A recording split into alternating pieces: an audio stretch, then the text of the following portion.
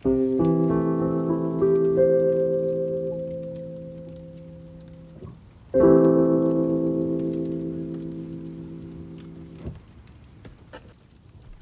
this is Magical Mike.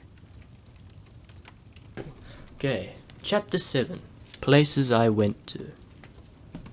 Holidays are exciting, especially if you're going to a holiday destination like America, England, or the Cook Islands. I went to Rarotonga for the first time and I thought that there's lots of nice food, and especially fresh tropical fruits. I experienced for the first time eating a coconut and drinking out of a fresh coconut. It was very sweet and was very concentrated with lots of energy.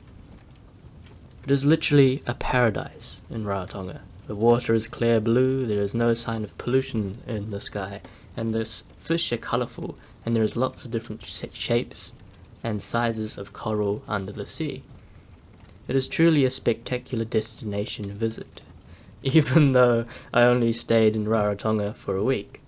I thought that this week was very memorable. I've also been going to Japan since I was a baby. I am half Japanese and half New Zealander and have grandparents living there, and also in New Zealand.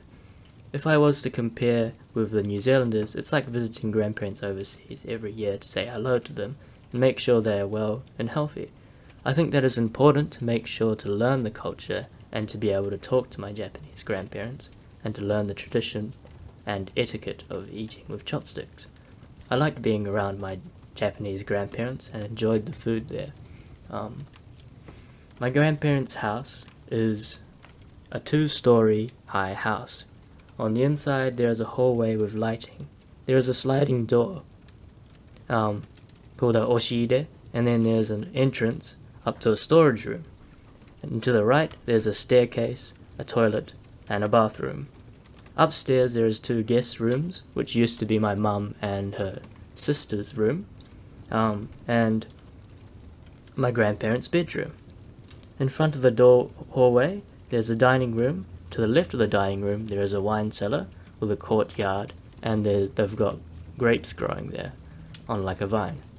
And there's also a garden with a small garage as well.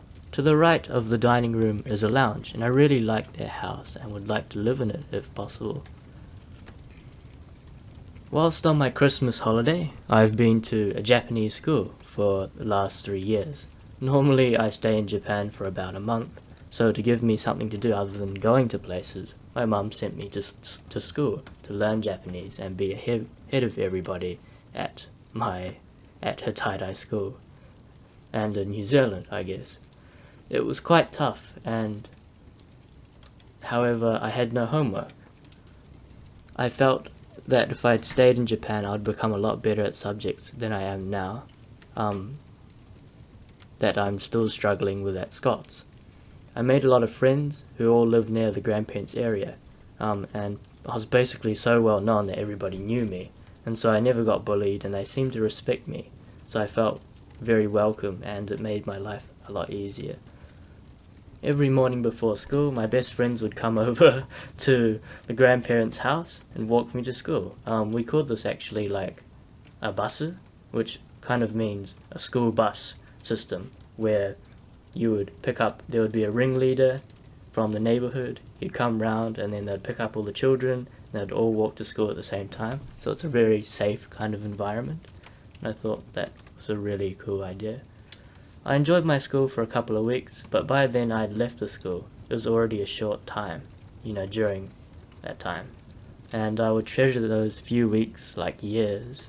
I enjoyed the cleaning up session during the 6th hour of the school. So, in Japan, this hour system is split up into 6 hours. So the first hour, the second hour, the third hour, the 4th hour, and so on. And what they do there is at the very end of the day, like Thailand or many other countries, they actually clean their school at the very end.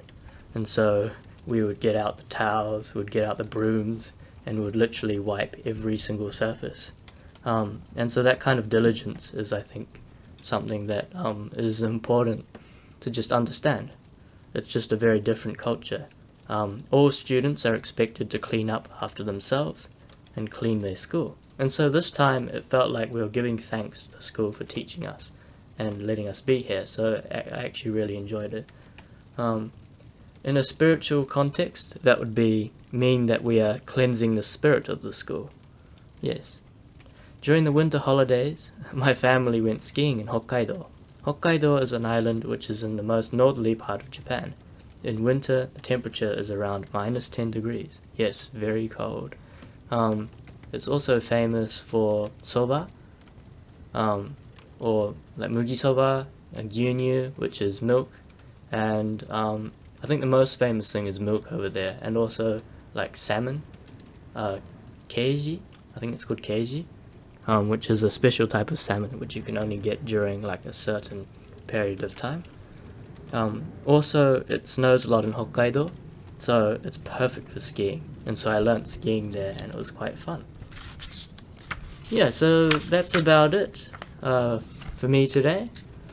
I don't think there's many other places I can describe at the moment, but this is just step one in describing the places that I went to. Next week we will look over Peru, because I think that was a really fascinating experience. So we'll look over that one, and then the following week we might have a look at Spain or something, or Italy. So I hope you guys, just have a good week and just relax, enjoy this podcast, and I'll see you around. Yeah, thank you very much.